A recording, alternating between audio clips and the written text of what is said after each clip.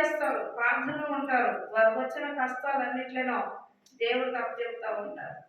వారి ఇబ్బందులు, వారు ఏ స్థితిలో ఉన్న స్థితిని మార్చే దేవుడు.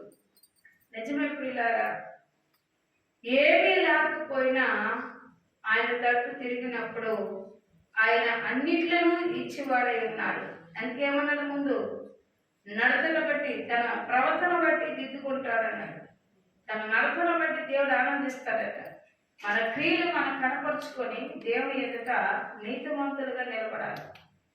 దేవుడు మనం నమ్మాలి అంటే మన క్రియలు చెడ్డవు కాబట్టి దేవుని దృష్టికి మనము నీతిమంతులుగా ఎంచబడాలి.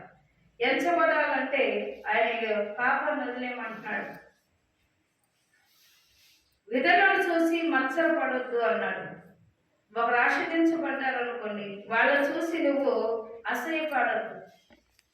వాళ్ళని చూసి నువ్వు నాకెందుకు ఇట్లా జరగలేదు అని నువ్వు అనుకోవద్దు. ఎందుకంటే పిల్లగా అందరికీ చెప్పేవాడు దేవుడే. నీ తలంతులు కొన్ని దినములు ప్రియులారా ఇతను అంటున్నాడు. వాళ్ళు ఒకసారి జ్ఞాపకం చేసుకుందాము. 29వ వచనము 37, 29వ వచనంలో, నీతిమంతులు భూమిని స్వతంత్రించుకుంటారు, వారి దారిలో నిత్యము నివసిస్తారు. నీతిమంతులు పిల్లలు కూడా సమస్తము స్వతంత్రించుకుంటారట. కొనలేని భూములు ఉండవు, కొనలేని వాహనాలు ఉండవు. వారి అవసరాలు తీర్చలేక దేవుడు నిధులిచ్చేవాడై ఉన్నాడు. వారి అవసరాలు తీర్చలేక దేవుడు వారికి ఏం కావాలనేది ఆయన ఏర్పాటు చేస్తాడట. అందుకే ఇక్కడ అంటున్నాడు కదా, ఒక మాట అంటున్నాడు మళ్ళీ ఒకసారి, దేవుని స్తోత్రములు. హల్లెలూయా.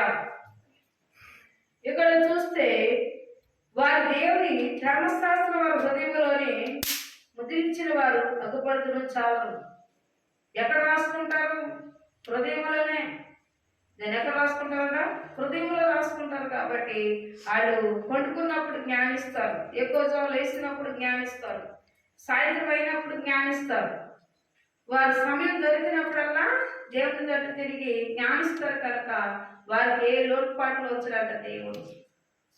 ఎందుకంటే పిల్లరా, ఈ లోకములోని సమస్తము సమృద్ధిగా ఉన్న ఏసు లేని అక్కడ ఏం కనబడుతుందంటే పేదరికం కనబడుతుందంట. ప్రభు లేని ఇల్లు పేదరికం కనబడుతుందంట. ప్రభువును కలిగిన వీళ్ళు ఏమై ఉన్నారు అంటే తన పిల్లలు కూడా భూమిని స్వతంత్రించుకుంటారని రాయబడింది.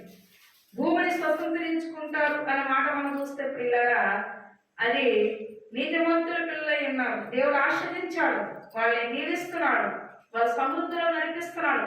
వారు అట్లా అండి, వారు ఇట్లా అండి, వారు ఎలా మాట్లాడతారని అవన్నీ మనకు సంబంధం లేదు. అందుకే మత్సర పడకు అన్నాడు.